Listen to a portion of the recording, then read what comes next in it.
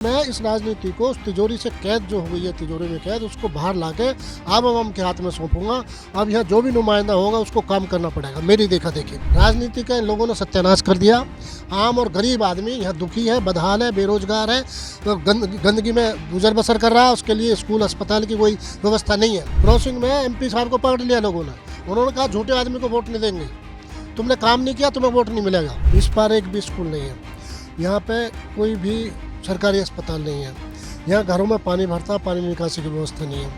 यहाँ हर समय लोगों को बिल्डोजर का डर सताता रहता। यहाँ GDA के ज़्यादातर अधिकारी प्रॉपर्टी डीलिंग का काम कर रहे हैं। वो कॉलोनी काटते हैं, प्लॉट बेचते हैं, मकान बेचते हैं, दुकान बेचते हैं। कल गए थे सांसद जी वहाँ क्रॉसिंग में, क्रॉसिंग के लोगों ने हाथ पकड़ के बैठा लिया, किस बात की वोट मांगना आए हो भाई?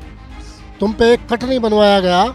जो क्रॉसिंग के लोग हैं वो छोटे से रास्ते से, जो चिपियाने का U-टर्न है जहाँ का, जो मेरे गांव है, उस U-टर्न से घूम के आते हैं, ABS पर जाम लग जाता है। इन सबको ये बिना मांगे वोट दे देते हैं भारतीय जनता पार्टी को, हिंदू बन के। तो ये हिंदू मुस्लिम के जाल में फंस जाते हैं। और ये जब उसे वोट दे देते हैं, उस वोट की ताकत से वो अहंकार में आते हैं, और अहंकार में आके इनको 2M दर्जे का नागरिक समझते हैं। इनकी गली में मोहल्ले में कोई काम नहीं कराते कि OBC के लोगों आप जाओ, आपके यहाँ काम नहीं हो रहे तो कम से कम थोड़ा बहुत गुस्सा दिखाओ। जब गुस्सा दिखाओगे तभी तो आपको कोई राहत मिलेगी। नमस्ते, मैं शुभम और आपने देखना शुरू कर दिया है नेट न्यूज़। आप सभी को जानकारी होगी, यूपी में उपचुनाव की तारीखों का ऐलान हो गया है। लगातार हमारी पूरी टीम आपको लगातार चुनाव की अपडेट हर विधानसभा की दे रही है। अभी हम गाजियाबाद विधानसभा में मौजूद है। गाजियाबाद की विधानसभा जो है, इसको भाजपा का गढ़ कहा जाता है। गढ़ अक्सर इसलिए कहा जाता है क्योंकि यहाँ पर भाजपा के मेयर हैं, भाजपा के आपको पार्षद मिलेंगे, भाजपा के विधायक मिलेंगे, भाजपा के सांसद मिलेंगे। लेकिन इस बार के विधानसभा चुनाव में, जो उपचुनाव में, उसमें एक नया मोड़ आया है। नया मोड़ कैसा है? इस बार आर्य समाज पार्टी भी मैदान में आ गई है। अभी हमारे साथ सतपाल चौधरी हैं, जो कि गाजियाबाद विधानसभा से प्रत्याशी हैं। सतपाल भाई, सबसे पहले तो आपका स्वागत है हमारे चैनल में। Thank you. सतपाल जी, मुझे आप एक बात बताइए, आप तो गाजियाबाद को लंबे समय से देख रहे हैं। भाजपा का गढ़ तो कहा जाता है, इसको गढ़ होने के बावजूद भी अभी सड़क की स्थिति ये है, और आप तो तमाम क्षेत्र में घूम रहे हैं, और क्या क्या समस्या दिखाई देती है आपको? देखिए, ये क्योंकि भारतीय जनता पार्टी के सारे MLA भाजपा के हैं। भाजपा का MP है, भाजपा का मेयर है, भाजपा के ज़्यादातर पार्षद है जीते हुए, राज्यसभा का सदस्य है, MLC है। और उसके बावजूद भी उत्तर प्रदेश में सरकार है, केंद्र में सरकार है, लेकिन उसके बावजूद, और नगर निगम पे तो 35 साल से इनका कब्जा है। उस सब के बावजूद विजयनगर क्षेत्र में लाइन पार क्षेत्र इतना उपेक्षित है कि यहाँ ना नाली है, ना सड़क है, ना खड़ंजा है, ना स्कूल है, ना अस्पताल है। नगर निगम ने 6 स्कूल बनवाए हैं, 6 के 6 उस पार है लाइन के, रेलवे लाइन के उस पार। इस पार एक भी स्कूल नहीं है। यहाँ पे कोई भी सरकारी अस्पताल नहीं है। यहाँ घरों में पानी भरता, पानी निकासी की व्यवस्था नहीं है। यहाँ हर समय लोगों को बिल्डोजर का डर सताता रहता। जो गाजियाबाद विकास प्राधिकरण है, जिसकी जिम्मेदारी है गाजियाबाद में विकास करना। विकास का मतलब है स्कूल बनवाओ, अस्पताल बनवाओ, रोजगार का सृजन करो। लेकिन यहाँ GDA के ज़्यादातर अधिकारी प्रॉपर्टी डीलिंग का काम कर रहे हैं। वो कॉलोनी काटते हैं, प्लॉट बेचते हैं, मकान बेचते हैं, दुकान बेचते हैं। और जो गरीब गुरबा अपना थोड़ा बहुत पैसा वैसा जमा पूंजी से छोटा मोटा प्लॉट खरीद ले और उस पर बना ले रहने के लिए, तो उसको तोड़ने के लिए बिल्डोजर आ जाता है। और अधिकारी उस पर जो उसके सामने खड़े होकर फ़ोटो खिंचवा के और अखबार में देते हैं कि देखो हमने जो फलानी कॉलोनी ध्वस्त कर दी। मतलब ये जो सरकार है, ये लोगों को ध्वस्त करने का, बसाने का काम नहीं कर रही है, उजाड़ने का काम कर रही है। तो ये सारे मुद्दे, इन मुद्दों को लेके भ्रष्टाचार का गढ़ बन गया गाजियाबाद विकास प्राधिकरण और नगर निगम। तो इन सब के खिलाफ हम जो है यहाँ चुनाव में मैदान में इन्हीं मुद्दों को लेकर हम उतरे हुए हैं। सबसे बड़ा मुद्दा है यहाँ पे बच्चों की पढ़ाई लिखाई का।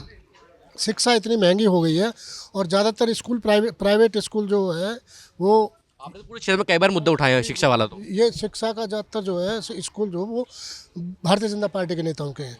अभी एक राइट टू एजुकेशन है, RTE, उसमें यहाँ करीब 25,000 बच्चों के एडमिशन होने थे, नर्सरी से 8वीं क्लास तक। लेकिन 6,000 में निपटा दिया। और 6,000 में भी हमें रात दिन, क्योंकि भारतीय जनता पार्टी की और उनकी सरकार है, तो वो किसी से डरते नहीं है, ना सरकार से, ना शासन से, ना प्रशासन से। BSA को और प्रशासन को कई बार हम अपने साथ ले गए हैं, तब जाके 6,000 में से 3,000 एडमिशन हुए। तो मेरी तो लड़ाई जो है वो इस चुनाव के माध्यम से, जो देखो हर माँ बाप का ये सपना होता कि वो अपने बच्चों को बढ़िया से पढ़ाए और अच्छे से बड़े ओहदे पे बैठाए। और केवल यही रिश्ता ऐसा बाप बेटा माँ बाप बेटा और बेटी का, जिसमें कोई प्रतिद्वंदता नहीं है, ईर्ष्या नहीं है, बल्कि एक गर्व महसूस होता है कि मेरे बच्चे, जो मेरा कद है, जो मेरी हैसियत है समाज में, उससे भी आगे जाए। तो उन सपनों को शिक्षा महंगी करके चकनाचूर करने का काम किया जा रहा। उसके खिलाफ मैं उन बच्चों के, मासूम बच्चों के भविष्य की लड़ाई लड़ रहा हूँ। तो मैं तो सब लोगों से कह रहा हूँ कि आप वोट की ताकत दे के मुझे ताकत दो, ताकि वो ताकत आपके बच्चों की पढ़ाई लिखाई में काम आए, आपके बच्चों को शिक्षा का अधिकार मिल सके। गाजियाबाद की जब विकास की बात की जाती है तो गाजियाबाद के विकास भी दो तरीके के हैं। जैसे कोई कुछ जैसे नया गाजियाबाद है, ये संजीवनीपुरम हुआ, चिरंजीव विहार हुआ, वहाँ तो बड़ा डेवलपमेंट दिखाई देता है। लेकिन गाजियाबाद के यार असली गाजियाबाद में जाएंगे आप विजयनगर साइड में, आप जो जैसे बता रहे हैं कच्ची सड़कें हैं, बिल्कुल कहीं खड़ंजे भी देखे हैं मैंने, ये स्थिति है। तो वो दुर्व्यवहार कैसा है? खड़ंजा भी नहीं है, ये दरअसल इनको दोयम दर्जे का नागरिक समझते हैं। और यहाँ इस सीट पर सबसे ज़्यादा ओबीसी की तादाद है, 2.25 लाख वोट है। जिस समाज से मैं आता हूँ ओबीसी, उसमें जाट है, गुर्जर है, यादव है, पाल है, प्रजापति है, सहन है, सैनी है, कश्यप है और प्रजापति है, पाल है। तो इन सबको ये बिना मांगे वोट दे देते हैं भारतीय जनता पार्टी को, हिंदू बनकर। तो ये हिंदू मुस्लिम के जाल में फंस जाते हैं। और ये जब उसे वोट दे देते हैं, उस वोट की ताकत से वो अहंकार में आते हैं, और अहंकार में आके इनको दोयम दर्जे का नागरिक समझते हैं। इनकी गली में, मोहल्ले में कोई काम नहीं कराते। यही कारण है कि ये विजयनगर क्षेत्र जो नार के जीवन जीने को मजबूर है लोग। आप यहाँ जाओगे लाल क्वार्टर में, वहाँ तो आप सड़क कह रहे हो, वहाँ तो पूरा सीवर का पानी है, जैसे नाला बहता है सड़क पर, वो नाला बह रहा, उसमें कुत्ते बिल्ली मरे पड़े रहते हैं, सड़ांध हो जाती है। नार के जीवन में महामारी फैलने का डर है। लेकिन ना नगर निगम को कोई चिंता है, और ना एमएलए को चिंता, ना एमपी को चिंता, ना चेयरमैन को चिंता, ना पार्षद को चिंता। सब उन्हें ये लगता है कि ये बिन मांगे वोट मिलती है, तुम्हारा कोई कुछ बिगाड़ेगा नहीं। इनकी कितने वोट है? वैसे समाज के मुश्किल से 10-15 हज़ार वोट है, और वैसे सीट बताते हैं इसको, ये सीट है ओबीसी की। 1 लाख इस पे एससी का वोट है, 1 लाख से ज़्यादा जो अक़लियत के लोग हैं, मुस्लिम समाज का वोट है। तो ये कायदे में तो एससी, ओबीसी और मुस्लिम समाज के समीकरण की सीट है। तो इस सीट पे हम लोग अब इन लोगों को जगाने का काम कर रहे हैं कि ओबीसी के लोगों, आप जाओ, आपके यहाँ काम नहीं हो रहे तो कम से कम थोड़ा बहुत गुस्सा दिखाओ। जब गुस्सा दिखाओगे तभी तो आपको कोई राहत मिलेगी। तो अब लोगों में जागरूकता आनी शुरू हुई है। कल गए थे सांसद जी वहाँ क्रॉसिंग में, क्रॉसिंग के लोगों ने हाथ पकड़ के बैठा लिया, किस बात की वोट मांगना आए हो भाई? तुम पे एक कट नहीं बनवाया गया। जो क्रॉसिंग के लोग हैं वो छोटे से रास्ते से, जो चिप्याने का यू टर्न है जहाँ का, जो मेरे गांव है, उस यू टर्न से घूम के आते हैं, एबीएस पे जाम लग जाता है। तो उसको नहीं कर पाए, इन्होंने जी इसे जिता दो, अब नया लड़का लाया हूँ, इसे जिता दो। उन पर आरोप है कि पार्षद के चुनाव में उन्होंने पैसे ले लेकर टिकट बांटे थे। तो ये बहुत सारी चीज़ें हैं जिसके कारण आम जनता का रुझान हमारी तरफ होता जा रहा। और हमारी तो क्रेडिटिबिलिटी है कि हमने 25-30 साल संघर्ष किया। यही चरण सिंह कॉलोनी है, हम यहाँ बस गए थे लोग, तो ये तोड़ने आ गया था बिल्डोज़र। मैं पूर्व प्रधानमंत्री वीपी सिंह जी को लेकर आया था, तब ये बचाई। यहीं कैला भट्टा में जो पुरानी मेरठ रोड को, मेरठ की रेलवे लाइन थी, उसके किनारे लोग बसे हुए थे, उन्हें उजाड़ने की बात थी। तो हमने यह बचाने का काम किया, लोगों को प्रोटेक्ट करने का काम किया। चाहे शिक्षा की लड़ाई है, चाहे ज़मीन अधिग्रहण की लड़ाई है, चाहे हाउस टैक्स का मामला है, चाहे सफाई कर्मचारियों के संविदा का विरोध है कि उन्हें स्थायी पक्की नौकरी दी जानी चाहिए। देखिए, सफाई कर्मचारी इस देश में और दुनिया में सबसे इतना कठिन परिश्रम करने वाली बिरादरी है कि ऐसा काम कोई नहीं कर सकता जैसा काम वो करते हैं उनकी। और मेरे तो गांव के सब लोग गवाह हैं। मेरे गांव के 4 सगे भाई और एक उनका चाचा, शीला फोम कंपनी है, शीला गौतम की, जो पहले एमपी थी वहाँ से, अलीगढ़ से, साहिबाबाद में, वहाँ उसमें बिना सेफ्टी इक्विपमेंट के उनको सीवर में उतार दिया। 4 सगे भाई और एक उनका चाचा, वहीं डेथ हो गई थी। उन्होंने लाश भी इधर उधर फेंक दी। हमने गांव को इकट्ठा किया, सब ट्रैक्टर ट्रॉली जोड़ी, जाट समाज के लोगों ने और ब्राह्मण समाज के लोगों ने। फैक्ट्री का घेराव किया, रात को 2:30 बजे मजबूर कर दिया। माचिस की तिल्ली लिए खड़े थे लोग कि भाई या तो इन्हें देखो मौत हो गई है उसमें, वो तो जीवन तो वापस नहीं लाया जा सकता, लेकिन उनके परिवार को राहत दी जा सकती है। वो हमने वहीं 16.5 लाख के चेक बनवाए और उनकी 5 बेवाओं को नगर निगम में नौकरी दिलाई और उनको फिर गांव में सारे ट्रैक्टर ट्रॉली गांव में घुमाए, उसमें अनाज भर के उनके घरों में पूरा घर फुल कर दिया।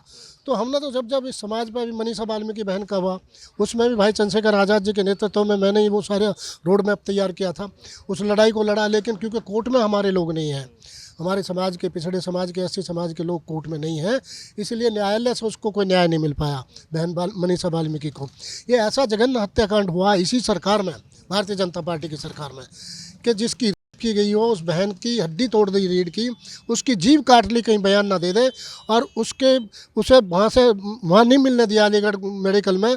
फिर वहाँ से हम लोगों के प्रयास से जब यहाँ लाया गया सफदरजंग जंग, तो यहाँ से लाश को चोरों की तरह पुलिस ले गई और रात को 2 बजे मिट्टी का तेल डाल के उसको आग लगा दी गई। इतना घिनौना कृत्य किसी सरकार में, हुकूमत में हो नहीं सकता। ये भारतीय जनता पार्टी की सरकार में हुआ। आप मुझे एक बात बताइए, जिसने तमाम आपने बातें की हैं, लोगों की आंखें आपको खुलती दिखाई दे रही हैं? हाँ, लोग जागरूक हो रहे हैं, लोगों की आंख खुल रही है, वो संघर्ष को सलाम करते हैं, लोग संघर्ष को मानते हैं। अब लोग ऐसा नहीं है कि आंख मूंद के या हिंदू मुस्लिम पे वोट कर देते हैं। अब वो जान गए हैं कि जो हमारे हक हकूक़ की बात करेगा, हमारे समाज को प्रोटेक्ट करेगा, सुरक्षा देगा, हमारी आवाज़ उठाएगा, हम उसी को वोट करेंगे, उसी को ताकत देंगे। कोई प्रत्याशी आपके लिए चुनौती है? नहीं, चुनौती तो इस विधानसभा की समस्याएं हैं मेरे लिए कि इन समस्याओं से मैं कैसे निपटूंगा। लेकिन मैं एक गारंटी दे रहा हूँ यहाँ के लोगों को कि इन समस्याओं को, चाहे नगर निगम हो, जीडीए हो और चाहे लखनऊ की विधानसभा हो, निरंतर उठाऊंगा और पुलिस प्रशासन और सरकार की नाक में मैं अकेला दम कर दूंगा। ये समस्याएं इनको हल करनी पड़ेंगी। और अब जो गाजियाबाद की राजनीति तिजोरी में कैद हो गई है, सारे लोग यहाँ बड़े बड़े उद्योगपति, इंडस्ट्रियलिस्ट हैं, उनके घर, कोठी वालों के घर कहाँ जाएंगे गरीब आदमी? वो तो अपने घर में घुसने भी नहीं देते ना। तो मैं इस राजनीति को, उस तिजोरी से कैद जो हो गई है, तिजोरी में कैद, उसको बाहर लाके आवाम के हाथ में सौंपूंगा। अब यहाँ जो भी नुमाइंदा होगा उसको काम करना पड़ेगा, मेरी देखा देखी। हम इतना काम करेंगे कि उन्हें बोलना पड़ेगा जनता के लिए।